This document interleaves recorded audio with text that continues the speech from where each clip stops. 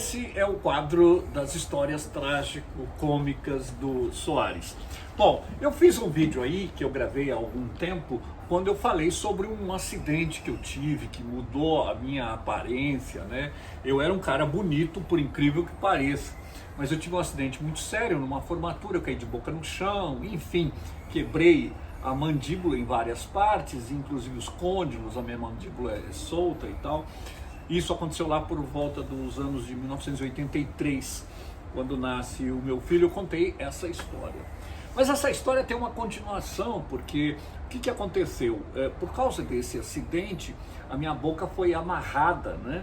Porque ficou em vários pedaços aqui, então fizeram umas amarrações com fios e tal. Você vê a minha panorâmica da minha face, é um negócio bem estranho, né? Tudo amarrado com fio aqui. Enfim, eu fiquei um ano internado com a boca fechada, amarrada, né? E eu era inclusive prognata, fiquei retrognata, né? Minha mandíbula foi para trás, eu tenho dificuldade para mastigar. E todo o meu palato foi alterado, inclusive eu tinha sérios problemas. Juntou tudo isso aqui, né? Foi uma coisa terrível. E quando eu voltei, tirei tudo aquilo, eu babava, era uma coisa assim horrorosa, não tinha sensibilidade nessa parte do rosto aqui, próximo à mandíbula aqui, nariz e tal. Então era uma coisa bem complicada. E o pior de tudo isso, para mim, assim, como controlador, foi uma coisa terrível, porque eu basicamente recebi o diagnóstico que eu jamais poderia trabalhar como controlador de voo, porque a minha voz ficou muito complicada, eu não conseguia pronunciar as coisas corretamente.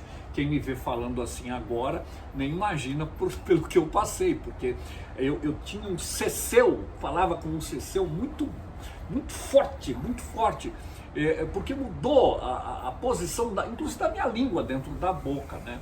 A minha língua estava acostumada com um prognata, vinha até o canto aqui, e como voltou muito para trás, a minha língua foi empurrada para trás. Pra você ter uma ideia, tinha médico que queria cortar a minha língua, né?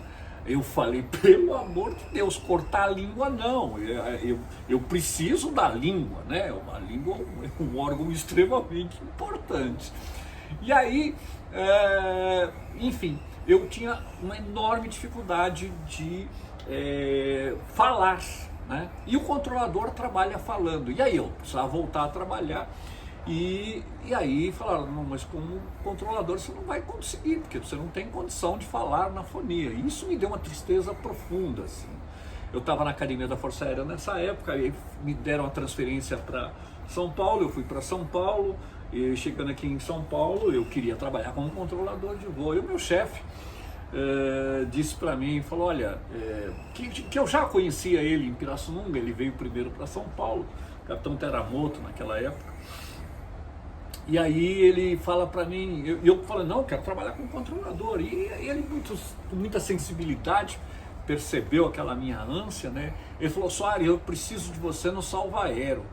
Eu falei, não, eu não quero trabalhar no Salvaero, eu quero trabalhar como controlador. Mas ele, com muita sabedoria, né, acabou falando, olha, eu preciso de uma pessoa como você no Salvaero e tal. Enfim, eu acabei concordando com ele, com a promessa de que depois de algum tempo ele iria me transferir ou para a torre de controle ou para o APP. Ele falou, não, pode ter certeza que eu farei isso, mas eu vou precisar que você fique um tempo no Salvaero, porque ele sabia que evidentemente não seria tão importante aí a minha voz, né, do jeito que estava, não ia interferir tanto, apesar que Salvaero também é uma posição de controlador de voo. E aí eu acabei ficando no Salvaero, foi uma delícia trabalhar no Salvaero, eu me identifiquei muito com a atividade, foi muito bom, vivi experiências fantásticas, né?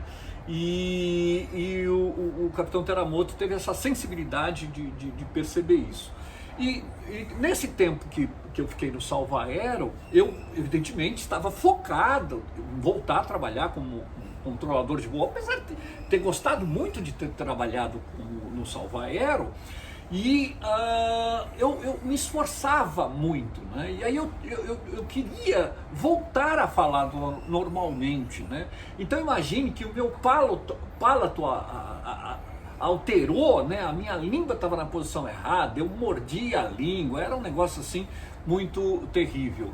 E aí falaram, não, você tem que fazer fonoaudiologia, tinha que fazer exercício, tinha que fazer uma pancada de coisa. Bom, por fim, eu acabei não fazendo coisa nenhuma, mas a minha vontade era tanta de voltar a trabalhar como controlador e naturalmente eu fui aprendendo a falar com cuidado para não sair o ceceu. Quando eu falava, saía tipo de um S, escapava da minha boca,